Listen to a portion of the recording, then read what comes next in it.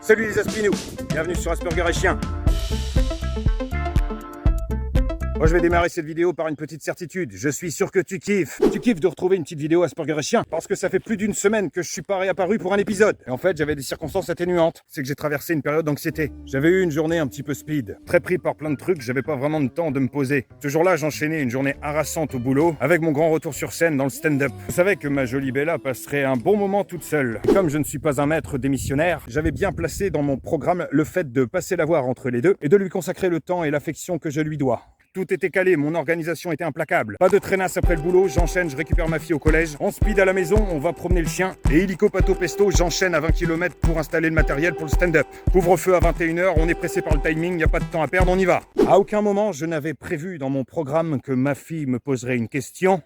Papa, j'ai fini plus tôt, en fait je suis avec mes copines, est-ce que tu peux venir me chercher à 17h30 à Monop? Un petit grain de sable qui est venu foutre en l'air mon organisation. Quoi? Mais t'es en train de péter mon plan? Après quelques négociations et semblant de contenance paternelle, nous en sommes arrivés à un compromis. Un compromis qui a arrangé tout le monde, excepté ma Bella. Je suis arrivé en speed, j'ai fait un petit bisou à Bella, je lui ai expliqué un petit peu ce qui allait se passer. On a papoté 10 minutes et puis je lui ai laissé une petite occupation. En fait, je lui ai donné un gros os à ronger, me disant que c'était une bonne solution pour l'occuper, parce que je sais que mon chien kiffe les gros os là. Et en fait, j'ai trouvé la solution qui me permettait finalement de pas forcément bouger d'un iota mon planning. Un système qui ne mettrait pas forcément à mal ma rigidité. Alors j'ai enchaîné, j'ai récupéré ma fille à Monoprix, qui évidemment n'était pas au rendez-vous prévu. Ça m'a mis en tension puisque finalement je me suis retrouvé dans les bouchons et en fait je suis quand même arrivé en retard au rendez-vous. En clair, j'avais une organisation toute tracée qui me permettait de ne pas arriver à la bourre. Un élément adolescent qui est venu se greffer m'a foutu en rogne parce que j'avais peur que ça me mette en retard. J'ai trouvé une solution pour éviter d'être en retard au détriment de mon chien et en fait je me suis quand même retrouvé à la bourre. On part bien pour la soirée. Bref, j'ai repris mes émotions et au final c'était une super soirée. Même s'il y avait une énergie positive, un plaisir de se revoir, de retrouver un public, une petite voix dans ma tête chuchotait « Fabrice, t'es qu'un petit enfoiré. » Pourquoi tu dis ça? Et si je te faisais waf waf? Arrête, c'est pas le moment d'y penser. J'espère juste pour toi que tout va bien. J'avais cette espèce de petite culpabilité en moi. Alors ce qui s'est passé, c'est qu'après la soirée, j'ai un peu speedé sur la route, me disant que plus tôt j'arriverais, moins je culpabiliserais. Et plus rapidement, je pourrais me dédouaner en proposant à Bella une petite promenade de chien. Et c'est ce qui s'est passé, je suis arrivé chez moi, j'ai ouvert la porte, j'ai dit « Bella, on y va ». Bella faisait la gueule.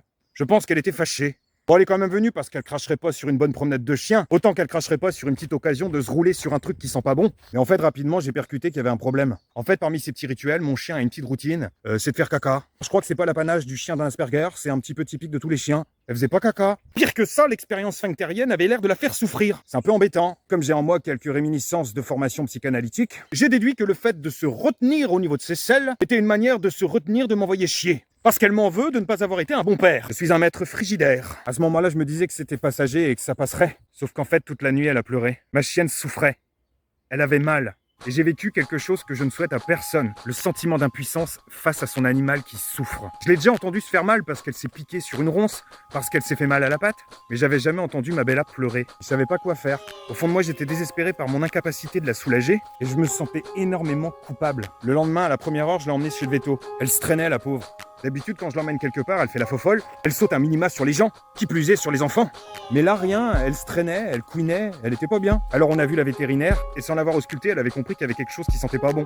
On a fait une radio et le couperet est tombé. Un bouchon énorme. Et au bout du bouchon, il y avait comme qui dirait des bouts d'os. Et là, je me suis rappelé que je lui avais donné à grignoter un gros os pour l'occuper. Et que finalement, parmi tous les scénarios que j'aurais pu imaginer, j'avais choisi l'option la plus simple. Parce qu'à ce moment-là, dans ma tête, ça m'arrangeait largement plus de l'occuper avec un bout d'os parce que ça pétait pas mon organisation. Alors la vétérinaire a choisi de garder mon chien pour lui faire des soins en urgence. Quand j'ai retrouvé ma chienne, elle m'a expliqué qu'elle n'avait pas pu mener à bien toute l'opération. Que le week-end risquait d'être compliqué. Le week-end a été hyper compliqué, effectivement. On n'a pas forcément vu d'amélioration et moi j'étais mal. Et le lundi, en y retournant, c'était pas mieux. Et à un moment donné, je savais pas forcément comment interpréter la situation. Tu sais quand la véto appelle son collègue pour avoir son avis, qui se retrouve à 3 autour de ton chien et qui disent rien et qui font des mimiques. À ce moment-là, je me suis retrouvé complètement paumé, je savais pas comment interpréter tout ça. J'ai eu une espèce de montée d'anxiété et je suis parti dans un truc. À juste titre ou pas, j'étais en train de préparer mon deuil. Donc pendant plusieurs heures, je me suis un peu préparé au pire. Je me suis resitué un petit peu dans ma relation avec mon chien. J'ai mesuré à quel point elle était importante, à quel point ensemble on avait nos codes, à quel point on a nos routines, nos rituels, à quel point je ne me figure pas une seconde son absence. Et par extension, à quel point j'en ai rien à foutre de ces histoires de vidéos de promenade de chien et de chaîne YouTube. Parce qu'elle est l'élément central de mon projet. Si j'ai pas ma chienne, je fais pas de vidéos d'Asperger et chien. En fait, ce qui comptait, c'était ma Bella. Pendant quelques jours, j'ai vraiment vécu une expérience de perte de repères.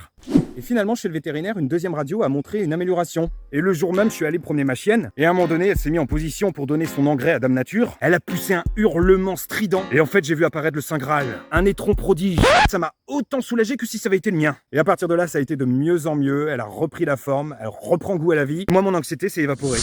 Alors au fond de moi, je me demande encore s'il y avait de gros risques en fait. Si vraiment on était dans une situation où ça allait s'aggraver pour arriver peut-être au pire, ou si c'est ma logique autiste avec tous les petits raccourcis que je suis capable de faire, qui m'a empêché de voir les choses dans leur ensemble et de considérer qu'il n'y avait pas lieu de dramatiser outre mesure. Mais en tout cas, ça m'a remis en question sur ma rigidité et sur le fait que certaines stratégies que je mets en place sont complètement déterminées par ma volonté de garder le contrôle. Alors c'est sûr que pendant ces quelques jours, tout tournait autour de mon chien et qu'en fait j'ai eu droit à des réflexions. En fait, nous on peut crever, tu t'en fous. Par contre, si c'est ton chien, en fait on peut me dire ce qu'on veut, je m'en fous tant que mon chien va bien.